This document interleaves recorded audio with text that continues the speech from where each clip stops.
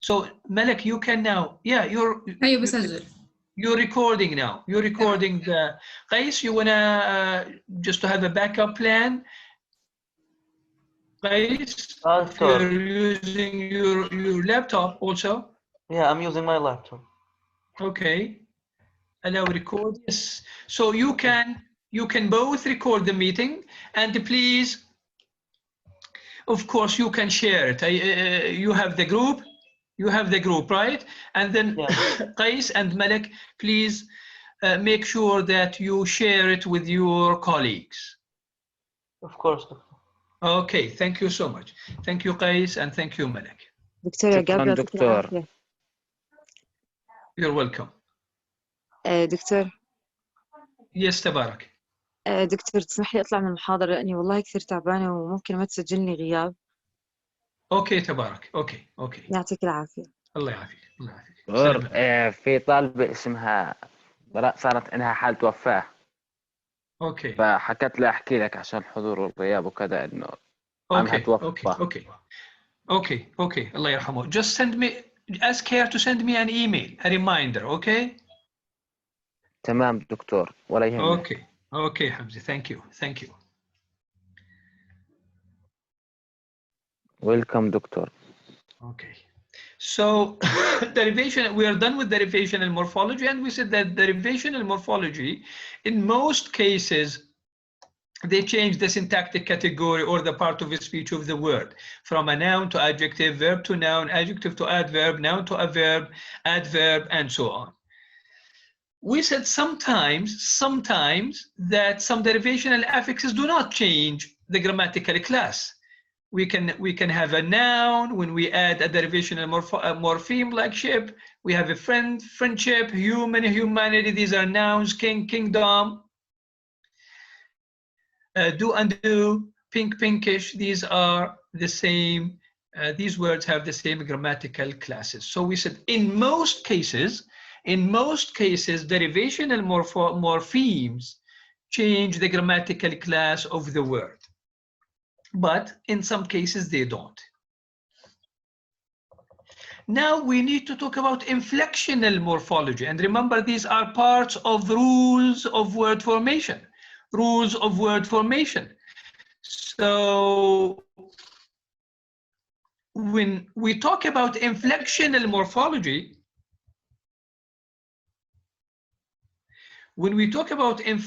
morphology, we said that they need to be attached to words. They are never words. Remember also when we talked about lexical or content versus grammatical? Content words and grammatical words, and we said that content words or lexical words have or denote lexical concept, they have content. So if we say cat sat mat, we get the meaning, they carry the meaning. Yes. But we said that we have grammatical words. These grammatical words are like the glue. They can help the sentence hold together. Totally grammatical words, some functional words. Grammatical words or functional words or function words sometimes. They have a grammatical function. They have a grammatical function. That's why they do not denote concept alone. So when we say in, on, at, of, so if we put 100 prepositions or articles together, they will not have a concept. They will not denote a concept. They will not have a content. Also, when we say function words like to and it and be, they are free morphemes. Why they are free morphemes? Because they can stand alone. So to is a word by itself. It is a word by itself. But these free morphemes or these function words have a strictly grammatical function, a strictly grammatical function, a strictly grammatical function, a strictly grammatical function. So they are function words and they have a strictly grammatical function. What does this mean? That they cannot be, so even free morphemes, even functions, so function words or function, even when we say, or inflectional morphemes, they cannot, inflectional morphemes cannot be words. They are attached to words. So here you need to distinguish between function words and content words. Content words denote concept, they have content. Function words have a grammatical function. But because function words, so in the exam, if I ask you, function words such as to, it, and be are free morphemes, true or false? True. True, because they are words. They can stand alone. What is a free morpheme? A free morpheme is a morpheme that can stand by itself. It can stand by itself. Yeah. Okay. But when we talk about inflectional morphemes are not words. Inflectional morphemes are never words. Bound morphemes. They are bound morphemes. So if I ask you in the exam, inflectional morphemes are free morphemes. No. False. Yes. If I ask you, inflectional morphemes are bound morphemes. Yeah, that's right. Yes. True. Good. So this is true. Inflectional morphemes are bound morphemes. So what does this mean? Inflectional morphemes are bound morphemes. This sentence means that inflectional morphemes are never words, They cannot be words. They must be attached to words. They are never words. They are always parts. They are always parts of words. So an inflectional morpheme is never a word. It is always part of a word. And one difference between derivational morpheme, so from the name, derivational, اشتقاقي, one difference between derivational morphemes and inflectional morphemes is that inflectional morphemes never change the grammatical class or the grammatical category or the part of the speech of the word. Remember that we said derivational morphemes, that in most cases, derivational morphemes change the grammatical category or the grammatical class of the word. But inflectional morphemes never change the grammatical class or category of the word. So if we have a look at sentences 1 to 5, I sailed the ocean, he sails, John sailed, John has sailed, John is sailing. Here we have, so compare 1 and 2. What's the difference between 1 and 2 and 3? Sail, present. Sails, he sails, also present, but what's the difference between 1 and 2? 1 plural و 2 singular. Good. So sentence 2, in sentence 2, the verb sails has 2 morphemes. What are they? Sail and S. Sail plus S. What do we call this S? Suffix. It is a suffix and it is an inflectional morpheme and it is a suffix, yes. Because inflectional morphemes, yes, of course, can be suffixes. This is called the third person singular morpheme. So in the exam, if I ask you, give an example of third person singular morpheme or give an example of an inflectional morpheme, you can say, yes, Rahaf, thank you. Inflectional morphemes, as an example of inflectional morphemes, we can say the third person singular S. So this is different, by the way, from the plural morpheme. What is the plural morpheme in English? What is the plural morpheme in English? The S, of course. So boy, boys, toy, toys, girl, girls, student, students, S or ES sometimes we call it. So the plural morpheme. The plural morpheme also is an inflectional morpheme. So these are two examples of inflectional morphemes. Now, what's the difference between 2 and 3?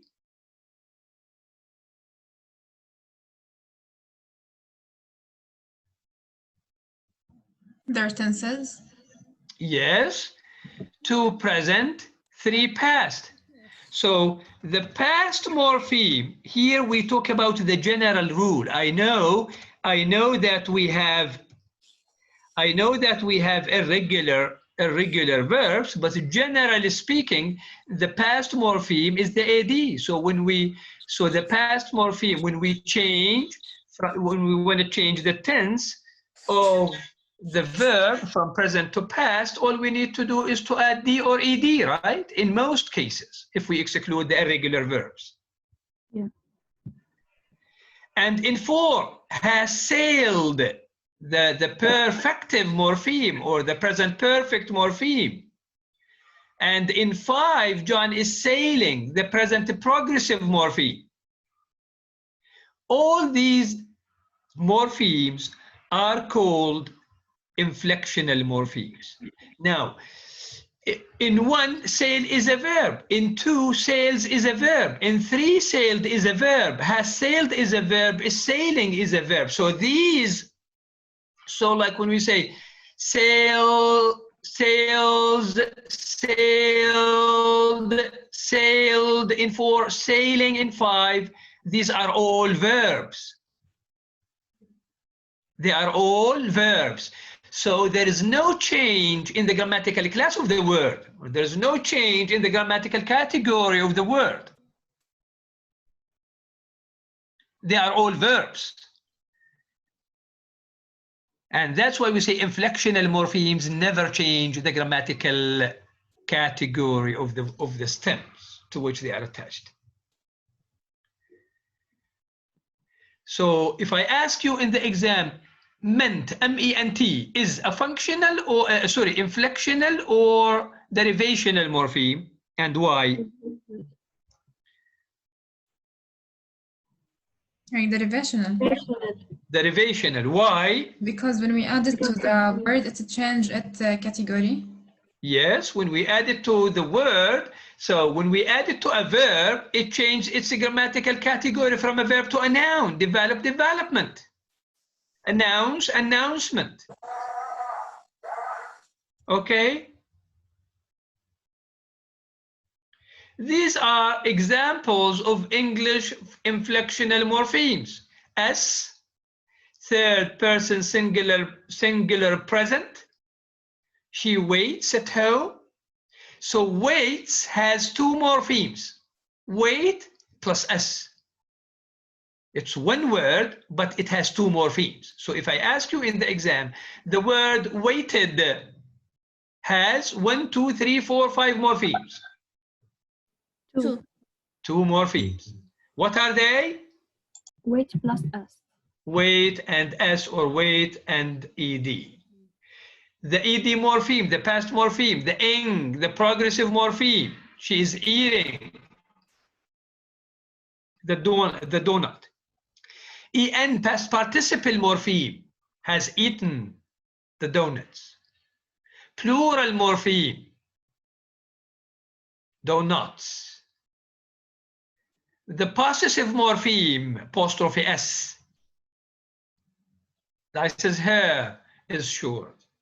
ER morpheme for the comparative. Shorter, taller, stronger. And EST for the superlative morpheme. These are all inflectional morphemes, but be careful here. Be careful that sometimes ER is confusing. In the comparative, it is an inflectional morpheme. Tall, taller, tall adjective, taller adjective. But singer, derivational. this is derivational. So ER, in this case, is the agent morpheme, the agentive morpheme. It shows the agent. And when ER is used as an agentive morpheme, or it shows the agent, then it is a derivational morpheme. Player, singer, translate, translator. ER here is a derivational morpheme. But when it comes to ER as a comparative morpheme, it is an inflectional morpheme. Okay. دكتور ممكن لو سمحت تكتب السبيلينج تبع الايجنت والايجنتيف على الشات. Okay. Agent A-G-E-N-T.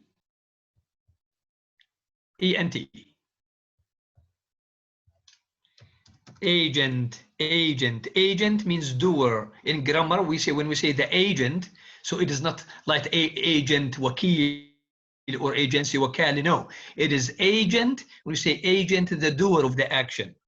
Agent, the doer of the action. The doer of the action. Okay. So when ER is used as an agent morpheme, then it is an inflectional, a derivational morpheme. But if it is used in comparative form, it is derivational taller. Okay. And another distinction, so one difference or one distinction between inflectional and derivational morphemes is that the most derivational morphemes or derivational morphemes change the syntactic or the grammatical class of the words in most cases, but inflectional morphemes never change the grammatical category of the stems to which they are added. Another distinction between inflectional and derivational morphemes is that all inflectional morphemes are productive. What does this mean?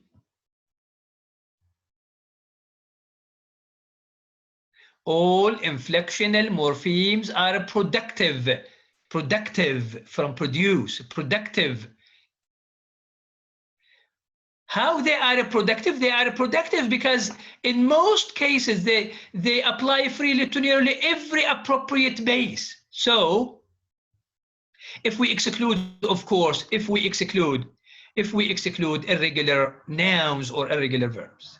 Now, let's take an example. If we take the plural morpheme, the plural, we said in a minute that the plural morpheme, the S or ES, it is an inflectional morpheme. It is a suffix. It is an inflectional suffix.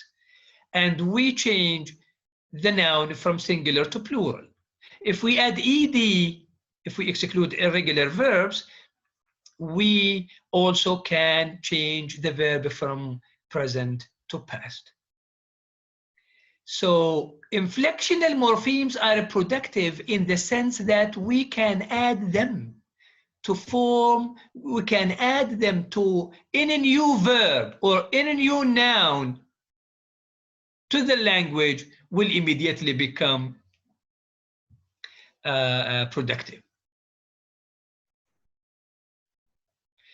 So this is an example. Witness, like if we say tweets and the tweeting and the tweeted. Remember tweet is a new word, right? Tweet from Twitter. You don't know Twitter? No, we know. You don't know Twitter? So Twitter is a new word, so we can add the plural S to make it a plural, tweets. And then we can add the progressive to make it a verb. I'm tweeting, or he was tweeting, or he tweeted to make it past.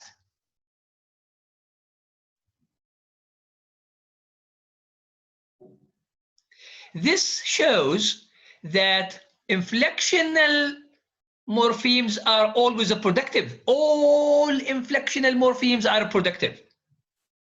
Now, what about derivational morphemes? Are they all productive? No, some of. No, a lot. Or they are never productive?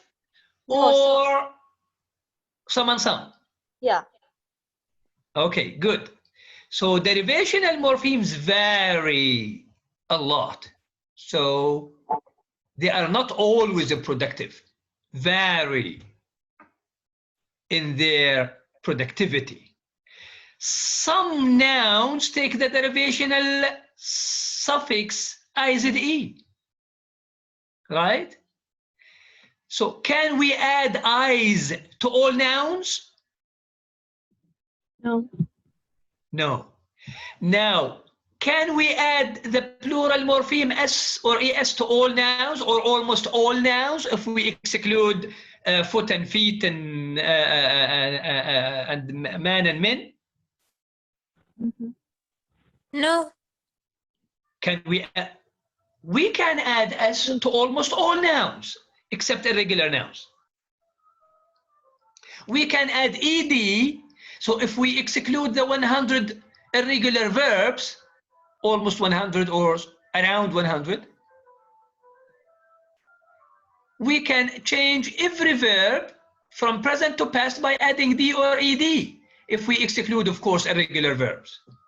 That's why all inflectional morphemes are productive, but when it comes to derivational morphemes, they vary. How they vary? Take eyes. Eyes is a derivational morpheme, right? Yeah. Eyes is a derivational morpheme. Why? Because if we add it to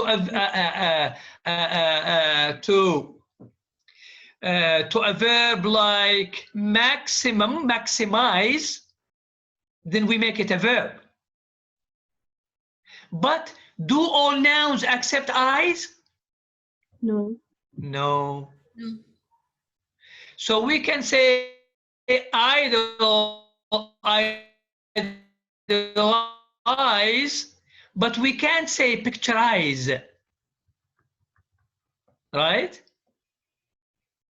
We can say pluralize,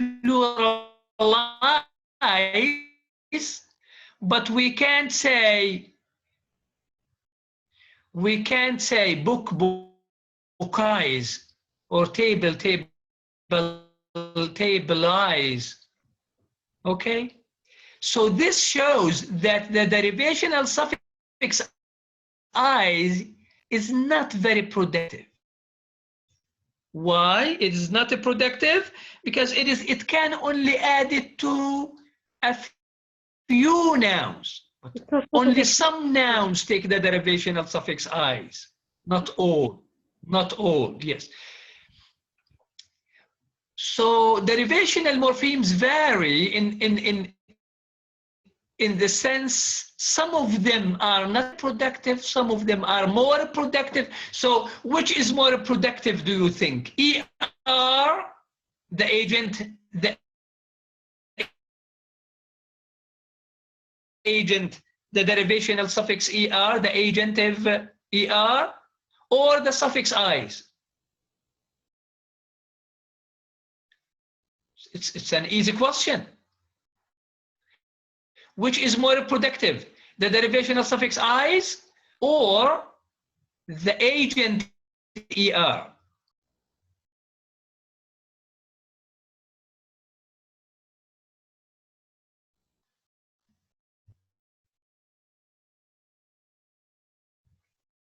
No. Doctor, it could be the agent more productive, I think. Yes, of course. It is, not I think, it is. Why? Because we said only some nouns take the derivation of suffix "-is", but in the case of ER, the agentive ER, we can talk about almost all verbs. All verbs can take ER, and we say sing, singer, dance, dancer, blog, blogger, tweet, tweeter. So in this case, we say that this is the difference between inflectional and derivational. We said that all inflectional morphemes are productive. But when it comes to derivational morphemes, we said that they vary a lot in their productivity. Like IZE is not a productive, is not very productive because only a few nouns or some nouns take the derivation of suffix "-is. But ER is more productive because it can be added to almost all verbs to get the agentive noun, to make an agent. Play, player, sing, singer, dance, dancer, eat, eater, read, reader, write, writer, listen, listener, and so on. Okay. Now, if we compare English with other languages, we find that English is relatively a not rich language as far as morphology is concerned. So English is, if we compare it with Arabic, for example, Arabic is morphologically rich. And even when we talk about inflectional morphology, if we have an example from Arabic, قرأ, قرأت, قرأوا, قرأنا. Even in Jordanian Arabic, in the colloquial, giri, garo, garin. Okay, so even when we talk about inflectional morphology, so inflectionally, when we say Arabic is inflectionally a rich language, but English is not inflectionally rich, is not inflectionally rich. So the verb in English carries the tense, right? Sails and sailed and sailing. This is the present, this is past, this is the progressive. But in Arabic, the verb carries the tense. It also carries, for example, the person and number and gender. That's why even if we have fa'il mustatir, we know the doer or the person and number and gender of the subject, even it is covered, it is embedded, it is not overt, it is covered, it is mustatir. So if we say qara'na, then what is the subject? No. No. The subject is fa'il mustatir, but we know that the subject is qara'na. Qara'na means that the subject is third person, plural, feminine. Yes, third person, plural, feminine.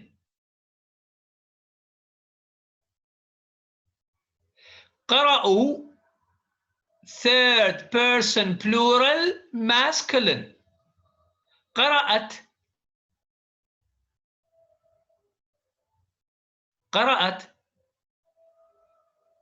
You're not good in Arabic? Third person singular. Funny. Third person singular, feminine. Feminine. مؤنث, yes. قرأ.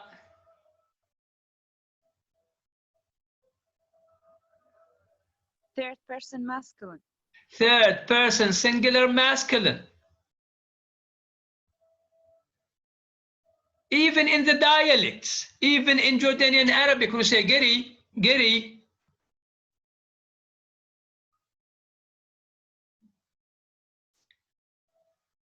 Third person singular masculine. قريت. Third person feminine. Third person singular feminine. قرين. third person single لا plural feminine. Feminine. Yes, third person plural feminine. قريوا. Third person plural Good. masculine. Plural masculine. Good. Take another example from Swahili, which is spoken in Eastern Africa. Verbs can be inflected with multiple morphemes, as in kima enguku guka, ki, mi, and guka, meaning it has fallen. So ki, mi, and guka, it has fallen. So here we have the root anguka, fall, and we have two inflectional prefixes, ki meaning it and mi meaning completed action, the perfective, التام, okay? This is in Swahili. A better example may be from Romance language. Romance language, descended from Latin.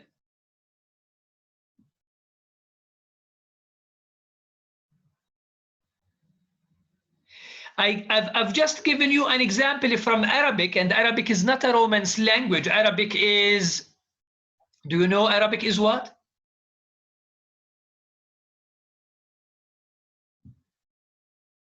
Arabic is, you didn't study language families? You didn't study language families?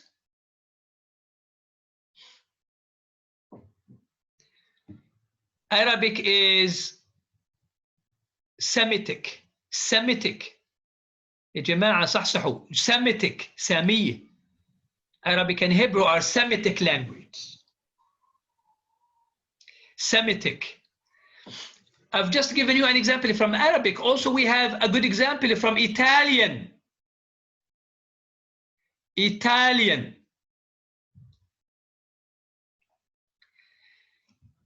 So is Indo-European language? Yeah, Romance. Yeah, it is. Yes, it belongs to the Indo-European language, and it is in particular a Romance language. And in Italian, the verb is inflected to agree in person and number with the subject. In Arabic is even richer. Arabic, the verb is inflected to agree in person, number, and gender. Person, number, and gender. In Italian, for example, the verb is inflected to agree in person and number with the subject. So we have the verb parler. In Italian, it means to speak. So if we say lo parlo, I speak. Tu parli, you, the singular, speak. Noi parliamo, we speak, the plural. So from I to we, from you singular to you plural, voi parlez. Lui or lei parla, he or she speaks. Loro parlano,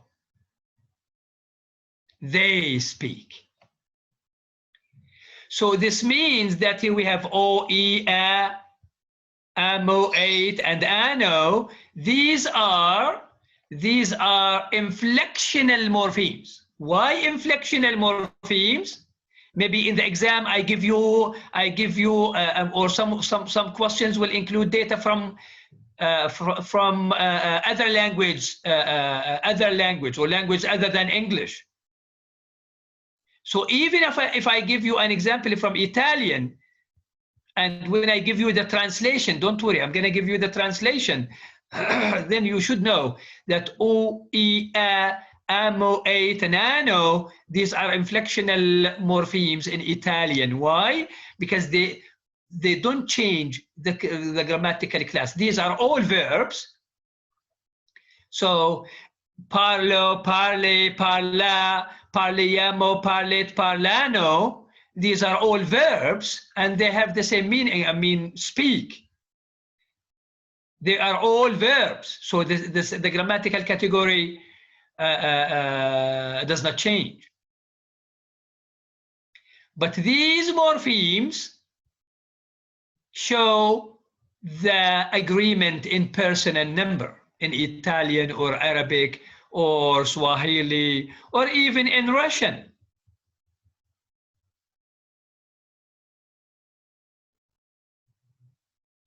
The nominative or the accusative or the dative, the indirect object or the possessor, the genitive.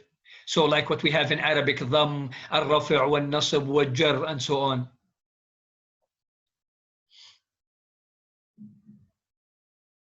So drog chitayet, this is nominative, and it means a friend is reading. Ja vestretil droga, this is the accusative. So this a shows the accusative, and this is the accusative morpheme. I met a friend in English. Jadala ito drugo, this is the dative. I gave it to a friend. So u is a dative morpheme in Russian. Some of you might say, why should I know about Russian? No, we here, this is introduction to linguistics, not introduction to English. We need to know that when we talk about inflectional morphology, inflectional or derivational morphology, that these things apply to other language, almost all language. That's why Chomsky argued about universal grammar and talked about universal grammar and language share general characteristics. All language have, or almost all language have articles or prepositions or nominative or accusative and genitive and so on. So droga, drogo, raki, these are inflectional suffixes in Russian. And they are inflectional morphemes. And this is called case morphology. Case morphology. When case is marked by inflectional morphemes, the process is referred to as case morphology.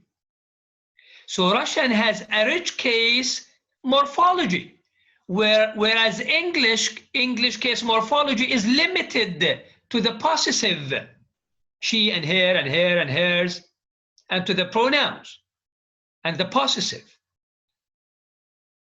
John's book, my book.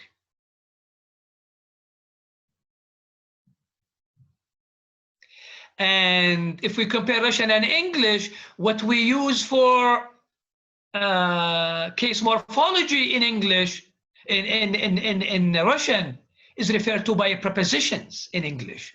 So you see, to a friend, of a friend, with a pencil, on the table. But case morphology in Russian is expressed by inflectional morphemes, suffixes at the end of the noun.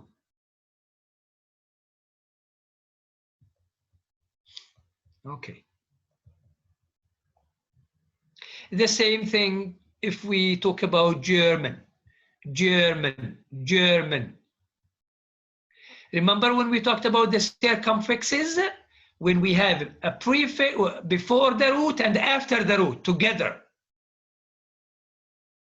Prefix before, suffix at the end, infix inside. Circumfix at the beginning and at the end. We said in German, Leib and gelebt. So we have G or J at the beginning, and we have Leib, the root, and they have ta or T at the end. So this is similar to the past in English. Arabic, we discussed Arabic as an example of a language that has infixes inside the words, infixes, vowels for inflectional purposes, like when we say kitab, book, kutub, kutub, books. So when it changed from singular to plural in Arabic, we change the internal vowels, and we get the plural. So this is this is inflectional also in Arabic. Kitab, kutub, inflectional, because this is plural. This equals S in English, the plural morpheme. Gelebet in German is also inflectional. This is a circumfix, and this is an example of inflectional morpheme, because it changed from present to past. Also in Samoan, a language uses a process that is called reduplication.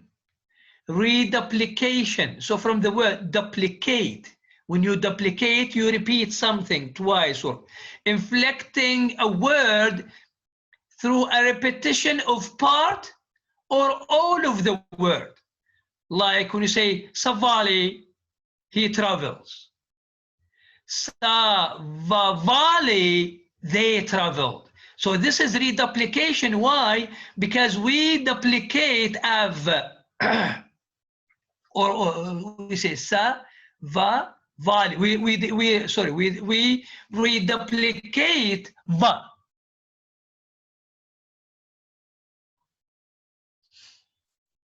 Malay in Malaysia also does the same. For we say orang, person, but orang people. So in this case, if I give you this question, in Malay, orang meaning people, while orang means person, is an example of, what's the answer?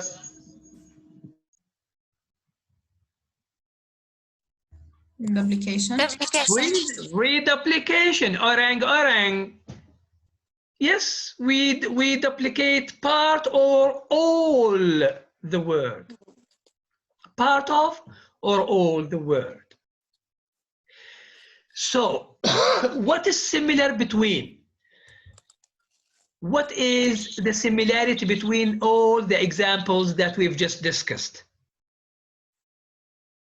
Whether from Russian or Arabic or Italian or German or Malay or Samoan or Swahili, these are all examples of inflectional morphemes. Inflectional morphemes.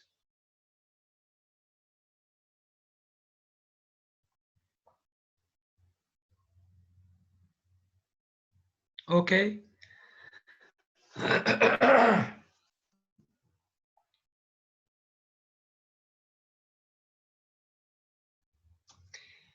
Now,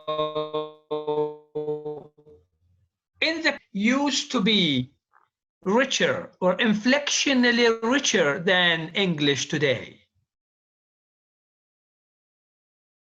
This is just a general piece of information, because I don't expect you know Middle English or Old English, but this is just to let you know that Old English or Middle English maybe Middle English is richer, inflectionally richer than Modern English. Here, this is a nice table that shows the differences between inflectional and derivational morphemes in Modern English. So in inflectional and derivational, so inflectional have a grammatical function, while derivational have lexical function. Why? Because they change the meaning. Some of you might say, even in inflectional, when we change when we say play and played, this is the present and this is past, the meaning is different. It is true. It is true. that the meaning is different, but slightly different. Slightly different. You see here, number 3, small or no meaning change, small change. So it is not like the change from when we say destruct and destruction, the verb and the noun. So this is the verb, the action itself, and this is the process. The process, when we say destruction, is the process.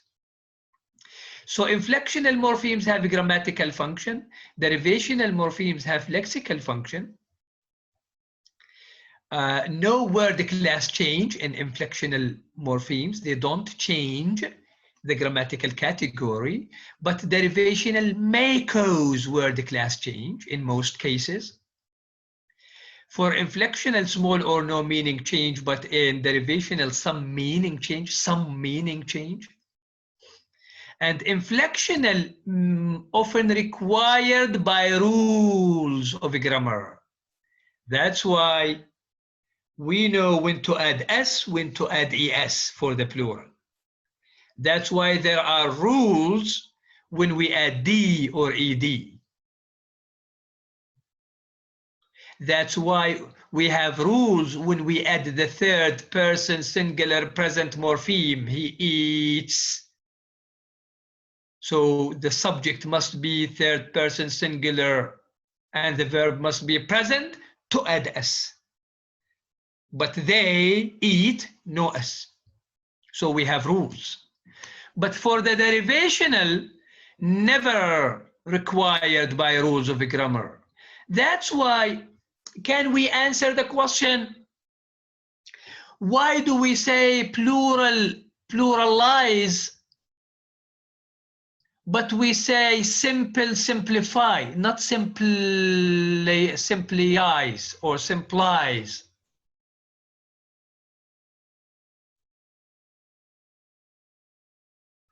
To change it from a noun to verb, from a noun to a verb.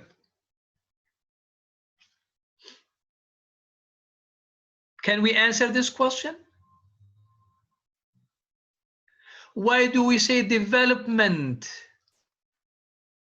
announcement, appointment, but sometimes we say occurrence, recurrence? Because in derivational, there's no need to require or to Yes, never because required by rules. there are no rules. You're right. Yeah, grammar. There are no rules. There are no rules for this. But if for inflectional, there are rules. Another difference is that inflectional morphemes follow derivational morphemes in a word. This is very important. So if I give you, like we say, communications.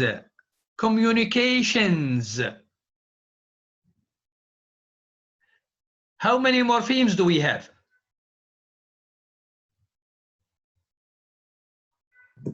Five. How many morphemes? Not syllables, morphemes. Three اثنين. three. Communicate and chin and S, right? Communicate, the root. Communication, shin with the noun to make it a noun, and S to make it plural. If I ask you how many morphemes? 3. Now, how many derivational morphemes? 2. 1 morphemes. 1. Morpheme. 1 derivational. How many inflectional? 1. 1, yes, the S. So communications has 3. This word has 3 morphemes. 1 is the root morpheme, and 1 is the derivational morpheme shin, and 1 is the inflectional morpheme z. the plural. So do I say communication or do I say communications? So which precedes which, the derivational or the inflectional? The derivation precedes the inflection. Yes. So first we add, in English, we add the derivational, then the inflectional.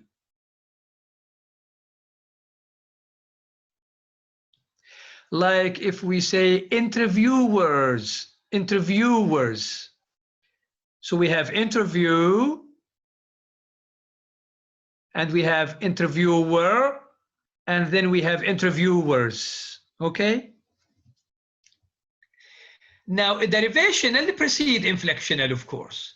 Inflectional, all inflectional morphemes are productive, but derivational, some of them are productive, and many of them are not productive. I gave you some examples, like IZE, eyes, is not a productive, because only some nouns take IZI, but ER is productive, is a productive. ER, the agentive noun, the agent is a productive derivational morpheme. As an agent, of course. Now, this is also a nice chart and figure. And here it summarizes everything we did. And these are morphemes in English. Morphemes in English. So English morphemes. We have free morphemes and bound morphemes. For free morphemes, can you still remember that? This is a very nice summary. Free morphemes are, imagine we have only, that's why I don't like to record in meetings, only 44 out of 90.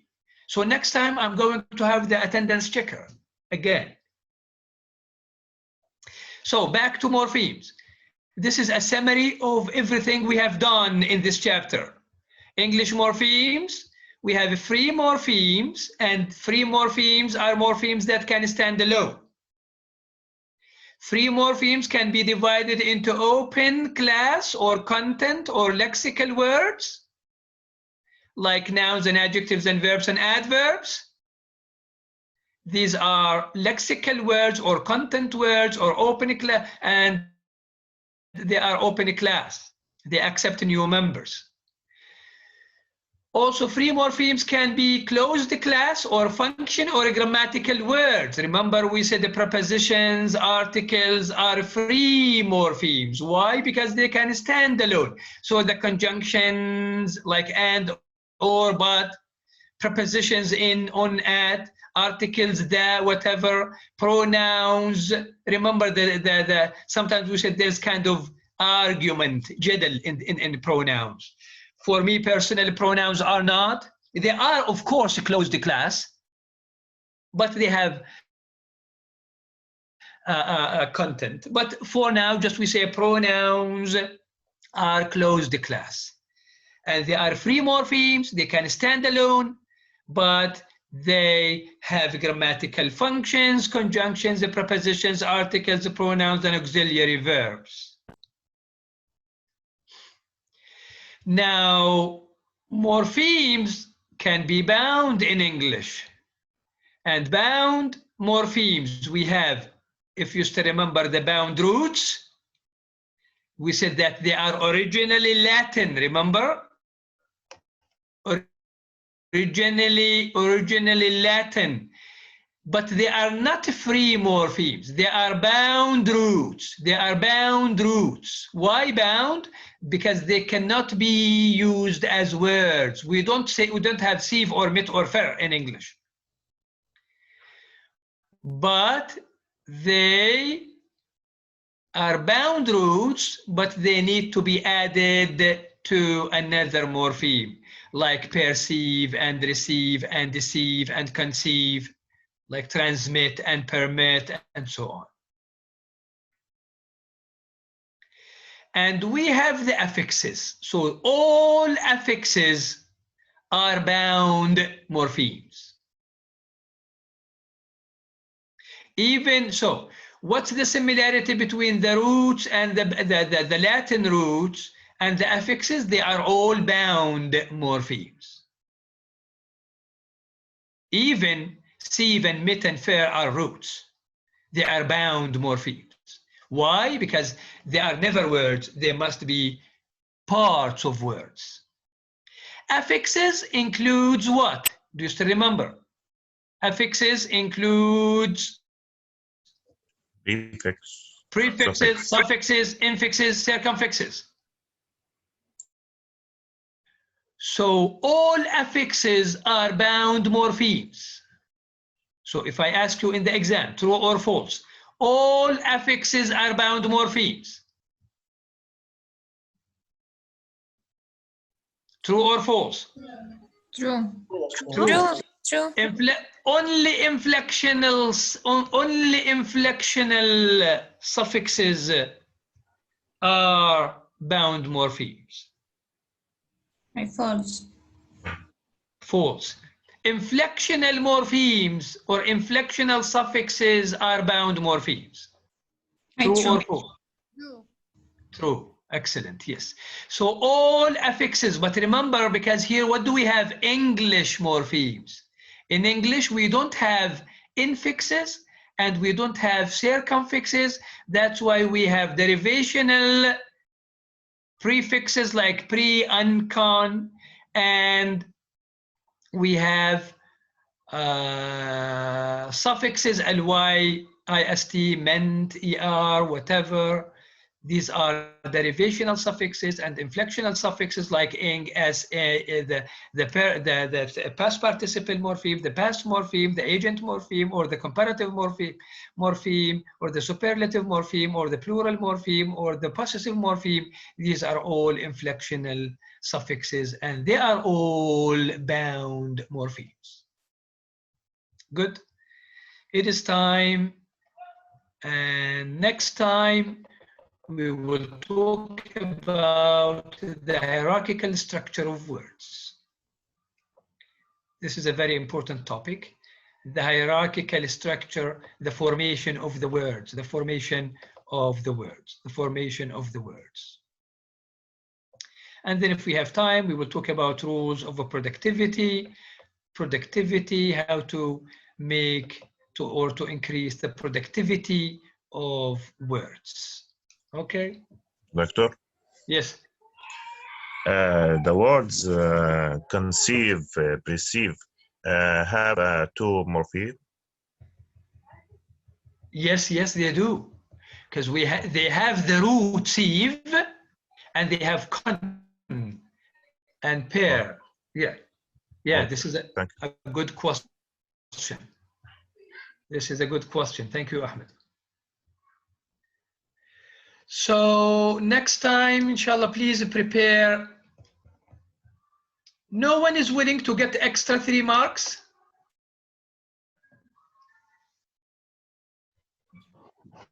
No one is willing? No one is willing? No one? No, of course not. I'm willing to that. So those who want to get extra 3 marks, they should prepare a lesson and present it. So instead of